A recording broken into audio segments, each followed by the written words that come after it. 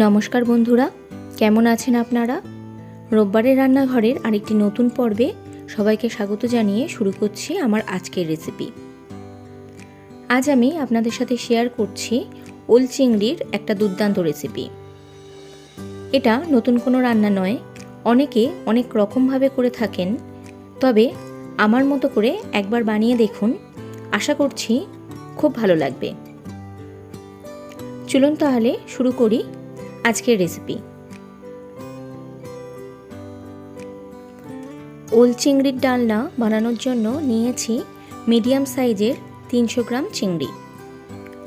এর মধ্যে 1 চা চামচ নুন ও হাফ চা চামচ হলুদ গুঁড়ো দিয়ে ভালো করে চিংড়ির সঙ্গে মাখিয়ে নিচ্ছি। এটা 10 থেকে 15 মিনিট ম্যারিনেট করা থাক। এবার রান্নাটা করার জন্য কড়াইতে দিচ্ছি 1 চামচ সর্ষের তেল। তেলটা ভালোভাবে গরম হয়ে গেলে দিয়ে দিচ্ছি আগে থেকে নুন হলুদ মাখিয়ে রাখা চিংড়িগুলো। এবার 3-4 মিনিট সময় ধরে মিডিয়াম টু হাই ফ্লেমে নেড়েচেড়ে চিংড়িটা ভেজে নেব, তবে খুব কড়া করে ভাজবো না। চিংড়িটা আমার ভাজা হয়ে গেছে, এবার একটা পাত্রে তুলে রাখছি। এবার ওই একই কড়াইতে দিচ্ছি আরও 1 চামচ সর্ষের তেল। তেলটা গরম হয়ে গেলে ফোড়নে দিচ্ছি 2 টুকরো করে রাখা একটা শুকনো লঙ্কা আর হাফ চা চামচ গোটা জিরে। গ্যাসের ফ্লেমটা মিডিয়ামে রেখে ফোড়নটা কিছুক্ষণ নেড়েচেড়ে ভেজে নেব। ফোড়ন থেকে সুন্দর গন্ধ বের হলে দিচ্ছি একটা বড় সাইজের টুকরো করে রাখা আলু। এবার মিডিয়াম ফ্লেমে রেখেই আলুটা কিছুক্ষণ ভেজে নেব।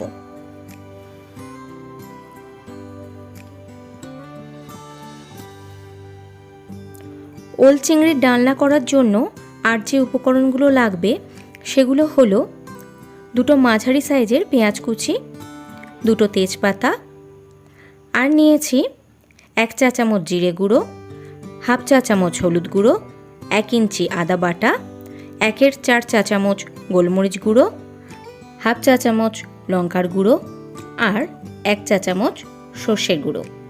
আমি এখানে প্যাকেটের সর্ষে গুঁড়ো ব্যবহার করেছি, আপনারা চাইলে বেটে নিতে পারেন।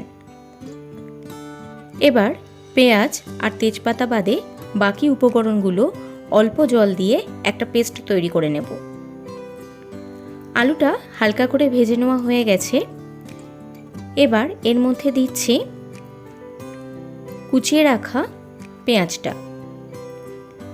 আবার কিছুক্ষণ সময় ধরে পেঁয়াজটা নরম হয়ে আসা পর্যন্ত ভেজে নেব। দেখুন পেঁয়াজটা ভাজা হয়ে এসেছে। এবার দিচ্ছি টুকরো করে রাখা 2 তেজপাতা।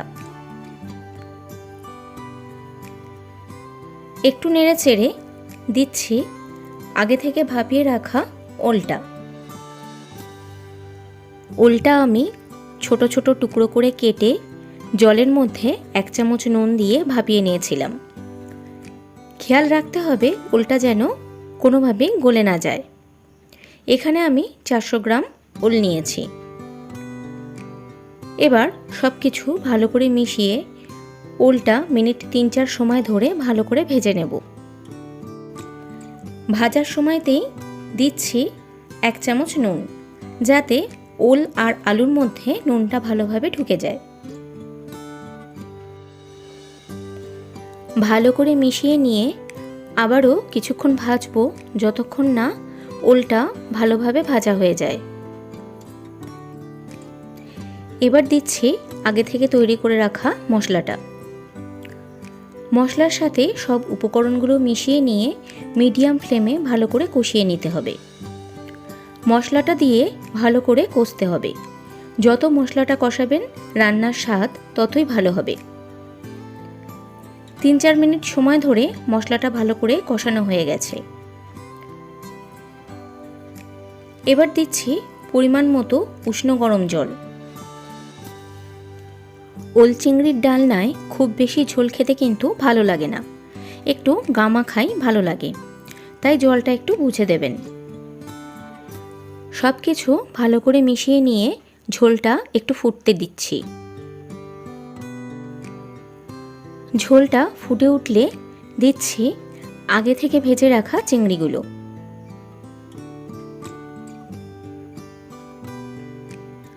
চিংড়িগুলো দিয়ে আবার সব কিছু ভালো করে মিশিয়ে নিচ্ছি। এবার মিডিয়াম ফ্লেমে কিছুক্ষণের জন্য ওল চিংড়ির ডালনাটা রান্না হতে দেব। দেখুন ঝোলটা অনেকটা শুকিয়ে গিয়ে গামাখা হয়ে গেছে।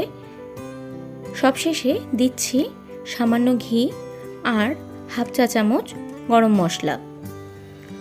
ওল চিংড়ির ডালনার সাথে ভালো করে সব কিছু মিশিয়ে নিচ্ছি। আপনারা চাইলে ঘি আর গরম মশলাটা স্কিপ করতেও পারেন, তবে দিলে এর স্বাদটা অসাধারণ হয়। রান্নাটা আমাদের হয়ে গেছে। গ্যাসটা বন্ধ করে ঢাকা দিয়ে মিনিট 5 জন্য একটু স্ট্যান্ডিং টাইমে রাখছি। মিনিট 5 বাদে ঢাকা খুলে গরম ভাতের সাথে সার্ভ করুন এই ওল চিংড়ির ডালনা। খুব কম তেল মশলা দিয়ে তৈরি এই ওল চিংড়ির ডালনা খেতে কিন্তু দুর্দান্ত হয়। আপনাদের কেমন লাগলো আমাকে জানাতে ভুলবেন না। ভালো লাগলে একটা লাইক করবেন, শেয়ার করবেন, আর আমার চ্যানেলটাকে যারা এখনও সাবস্ক্রাইব করেননি তারা অবশ্যই করে নেবেন। আবার দেখা হবে রোববারের রান্নাঘরে একটা নতুন রেসিপির সাথে। ভালো থাকবেন, সুস্থ থাকবেন আর সঙ্গে থাকবেন।